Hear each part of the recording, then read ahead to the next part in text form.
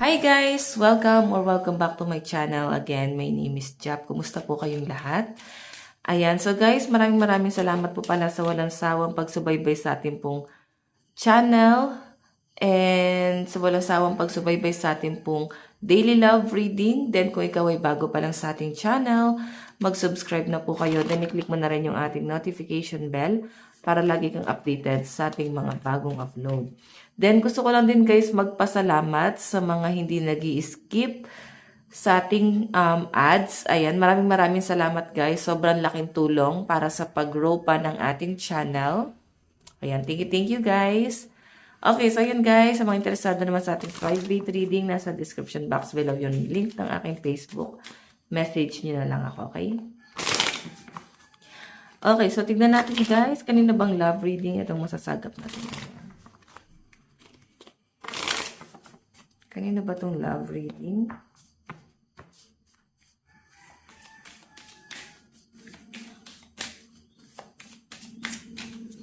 Meron po tayong unrequited love.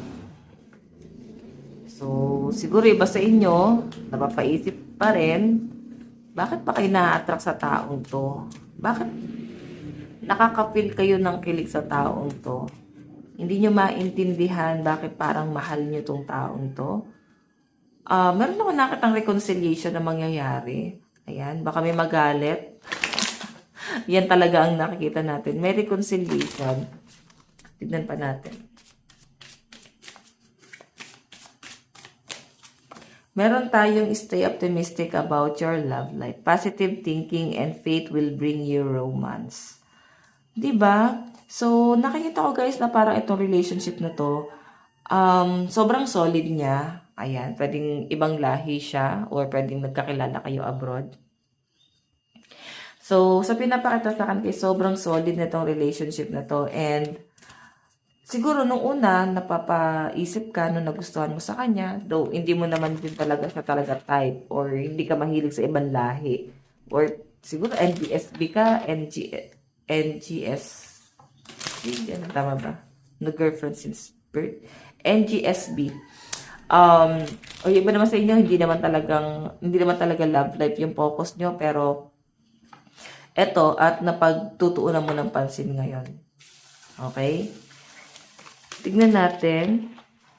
Meron tayong let go of control issue. So, meron kang trauma kasi then hindi ka pa ready talaga mag-commit sa love life. Kasi meron ka matinding pinagdaan ng trauma sa past. Okay? Pero parang nakaka-feel ka ng something dito sa taong to or yan, pwedeng kung past person to or relationship mo pa rin, no? Pwedeng kayo pa rin. May relationship pa rin kayo. So, sinasabi dito guys na parang alam mo yon, nandito ka sa relasyon pero hindi mo mawari bakit hindi mo kayang i-let go yan taong yan. Okay, pero lagi naman na o-open yung mga past issue, nandun yung laging pag-aaway, nahirapan kayong isettle itong relationship na to kasi sobrang toxic na niya guys, sobrang gulo na nung nakikita ko dyan. Pero isa lang yung malinaw, mukhang ilalaban at ilalaban. Ayan, angel number 333 guys, tatlong 3. I think merong message sa inyong mga spirit guide. Okay, ayan. Tignan pa natin guys. Baka meron silang message, lalo na sa inyong love life. Tignan pa natin kanina po itong love reading spirit guide.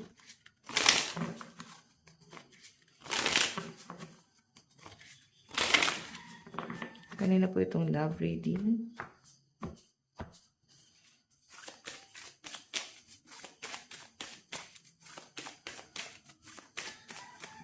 Okay. So, meron tayong addiction, codependent, obsession, possession, controlling, has a black, restraint. So, alam nyo guys, parang kahit toxic na tong relationship nyo ng person mo, kahit sabihin na natin na parang napaka-cold niya na sa inyo, nandun sa point na gusto na niya talagang umalis na sa relasyon, pero mahal ka niya eh. Hindi niya maintindihan din ba't hindi ka niya kayang i-let go. Siguro meron pa siyang pinanghahawakan sa inyo. Hindi naman pera yung nakikita ko dito. So, kung ano man yung pinanghahawakan niya, mahal ka niya pero hindi ka niya kayang bitawan. Na parang, alam niya eh, aware kayo parehas. Pwedeng parehas kayo na napipilitan na lang dito sa relationship na to. Okay? I think, mahal niyo pa yung isa't isa. Hindi niyo na lang guys talaga kayang aminin sa sarili niyo. Kasi nga, toxic na. Lagi kayo nag-aaway. Naghihiwalay, nagsasama, naghihiwalay, nagsasama. Okay? So, meron tayong soulmate. Mukhang soulmate mo na naman tong taong to. Okay? Obsessed. So, alam nyo guys, na pagka-toxic ang isang relationship, ibig sabihin, sobrang mahal na mahal nyo yung isa't isa. Sobrang solid yung naging relationship nyo. Oo. Dumating nga sa point na talagang na-obsess na kayo sa isa't isa. Then, siguro, pag sobrang love nyo naman din kasi ang isa't isa, nandun sa point na nawawala na yung love, no? Sobrang solid siya sa una, pero nawawala yan, guys. Sa totoo lang. Tignan pa natin.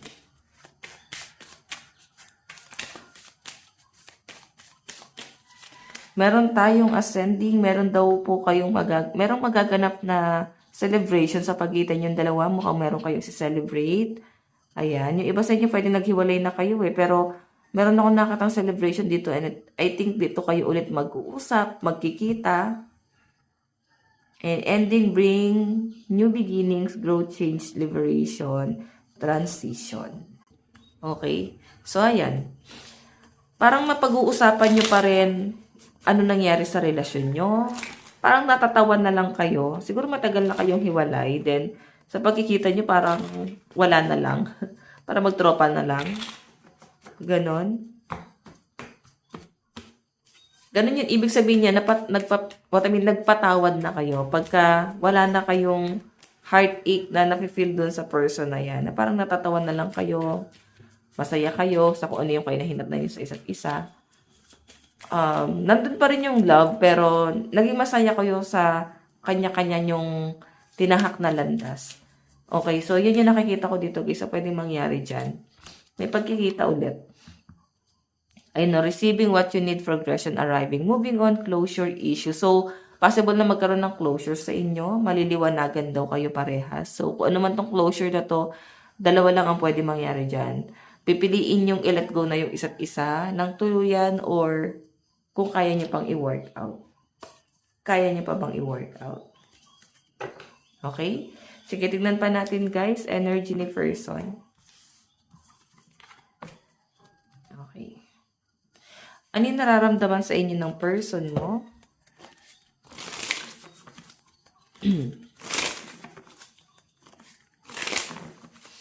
Nararamdaman ng person mo sa'yo ngayon? Meron tayong, ayan, Axe. Breakup, separation, stop pattern, silent treatment. Ikaw ba yung mabando na sa kanya? Ikaw daw yung naging cold sa kanya eh. Ikaw yung naunang naging cold dito sa relationship na to. Yun ang nafe-feel sa'yo ng person mo. Ikaw yung unang nagbago. Then, feeling niya kung bakit kanya iniwan, nagkaroon ng separation sa inyo, ikaw pa rin yung sinisisi niya. Okay? So, ba't kanya sinisisi? Ibig sabihin, mahal ka pa kasi nandun pa yung pagsisisi. What I mean, nandun pa yung paninisi.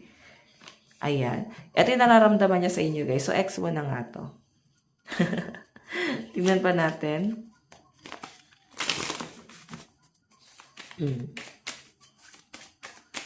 Ano naman ang tingin sa'yo ng person mo ngayon? Meron tayong Axe pa rin. Oh my God. X. Tinitignan ka niya bilang isang ex, no? Isang past person. Grabe. I know, breakup, separation, stop pattern, silent treatment. So, wala kayo masyadong pag-uusap ngayon. Pero yun, may mangyayari talagang celebration dito na parang mapag-uusapan nyo or magkikita kayo. Then, healthy choice. So, parang pinagpasalamat pa rin niya na nagkaroon ng distansya sa inyo sa pagitan yung dalawa. Kasi nag-grow talaga kayo nung naghiwalay kayo na parang kailangan magkaroon ng hiwalayan. Kasi kung hindi kayo maghihiwalay, hindi kayo uusad. No? Parang kailangan may mag-give way. Kailangan may umalis para makausad yung isa. Siguro ganun yung nangyari sa inyo. Pwedeng ikaw naging successful ka nung iniwan ka na tong taong to or iniwan mo tong taong to. Kasi nga, may nagbablock dun sa energy nyo. Okay? Okay, so tignan pa natin. Ayan, no. Yun na nga, yun ang yung nangyari dyan sa inyo guys. Pwede naging successful naman kayo. Parehas, nung may nag-giveaway dito. Ano naman ang magiging hakbang ni person? Magiging hakbang ng person mo dito sa connection na to. Ano yung magiging approach niya sa inyo? Ano yung gagawin niya? Tignan natin. Meron tayong soulmate.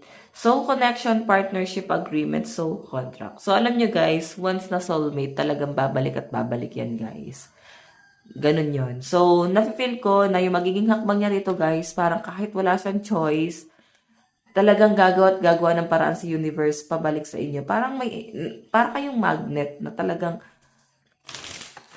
may kakaibang connection. Talagang babalik at babalik. Parang ina-attract mo ulit siya. Like, hindi mo naman piniflirt, pero na-attract mo ulit itong taong to. And parang hindi niya maintindihan, kaya siguro lumabas kanina is parang, ano ba yung card na yun? Ito, unrequited love. Diba? Ito yung lumabas sa unang card kanina na hindi niya maintindihan bakit parang binabalik siya sa inyo. Hindi maintindihan itong taong to bakit parang pabalik siya sa inyo. Bakit na-attract na naman siya sa inyo? Bakit na-feel niya na naman tong love na to?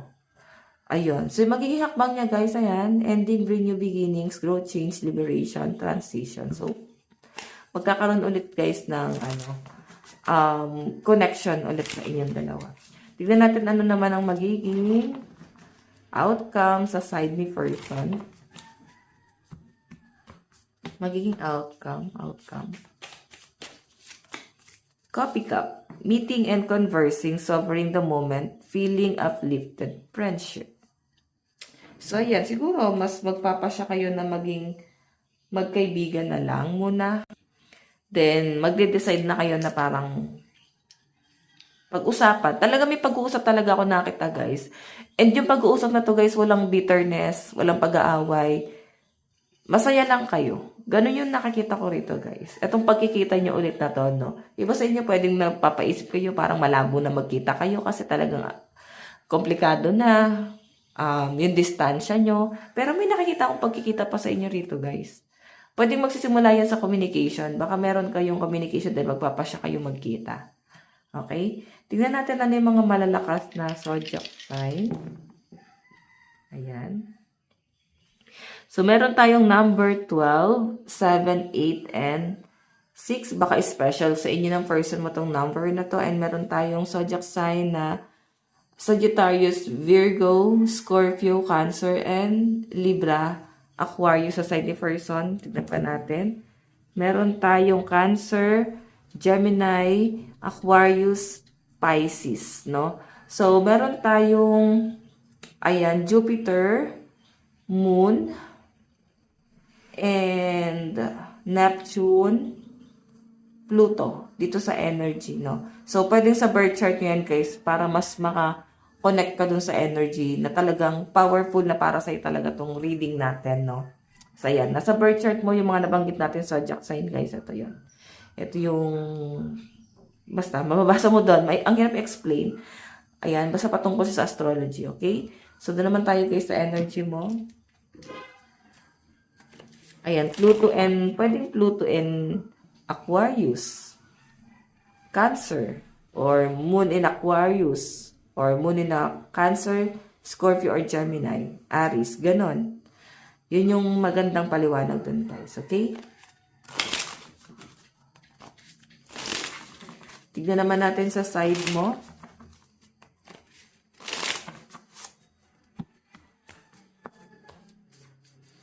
Ano yung nararamdaman mo sa person mo ngayon? Meron tayong the snake, ahas siya. Competition, enemy, clever, malicious, look over your shoulder. The other woman, nagtaksil pala siya. Cheater pala siya. Niloko ka nito. So, actually, nagkaroon ka ng insecurity talaga. Though hindi mo siya na-feel talaga sa ibang tao na parang nakaka-feel ka ng inggit. Never mo yan talaga na-feel sa ibang tao. Pero dahil sa ginawa niya sa inyo, nakaka-feel ka na parang nai-insecure ka na nai-inggit ka na parang 'di ba, parang ba't sila better, ba't ako ganito? May mga ganong question ka. Siya yung gumawa sa inyo nun, no? Mga bagay na hindi na ikaw, siya yung parang nagpapaisip sa inyo na may mali sa inyo. Okay, yan. May cheating na nangyari. So, ang nararamdaman mo sa kanya, competition, enemy, kaaway mo siya. Kinokompetensya mo siya. So, parang siya yung naging motivation mo. Okay? Pero I think, wala nang galit. Alam mo yon, napatawad mo na siya pero naalala mo pa yung mga ginawa niya sa inyo. Ano yung tingin mo kay person ngayon? Tingin mo kay person ngayon? Siguro pwede din naman guys na mortal na kaaway mo siya bago naging kayo. Diba? Tingin mo sa kanya. Meron tayong the sword and rose, clarity, truth, revelation, solidarity, force, honor, protection, power.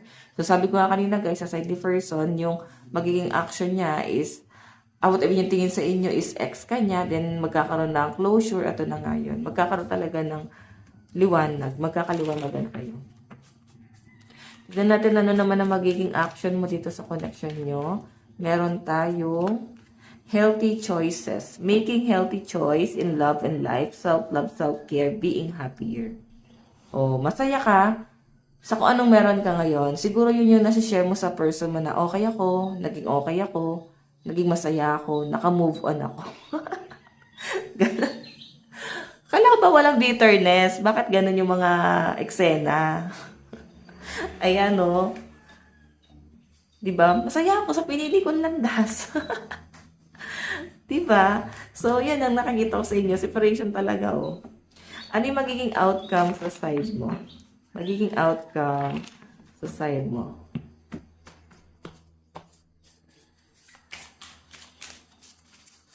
Okay. Oh my God! Guys! May wedding. Mukhang ikakasal ka pa sa ex mo. Or kasal kayo ng ex mo. Ayan, baka may magalit, no? Madam, pwede ba? Lubay-lubayan mo nga kami. Ayaw na namin sa cheater na yan. Ayaw na namin sa manluloko na yan. Ayaw na namin sa sumira sa buhay namin. Tapos ngayon sasabihin mo, ikakasal pa kami sa kanya. Reader lang ako, guys. Binabasa ko lang yung nilalabas ng card. Malay ko bang bigyan ka ng wedding ring bigla nito? Diba? Ayan, no? Union, wedding, marriage, soul connection, eternal love, everlasting promises. Kasi nga na-obsess siya sa inyo. So, alam nyo guys, ito sa pagbabalik na tong taong to, ang nakikita ko sa inyo, sa kanya, mas mamahalin ka niya. Okay? Siguro talagang nakikita niya yung malaking pagbabago sa inyo ngayon. Tignan natin. Ano man na lakas na zodiac sign sa side mo? Meron tayong number 4, 3, 12, 8, 11, and 7. So, maaari ngayon special sa inyo yung number na yan. Meron tayong Virgo, Aries, Cancer, Leo, Gemini, Taurus.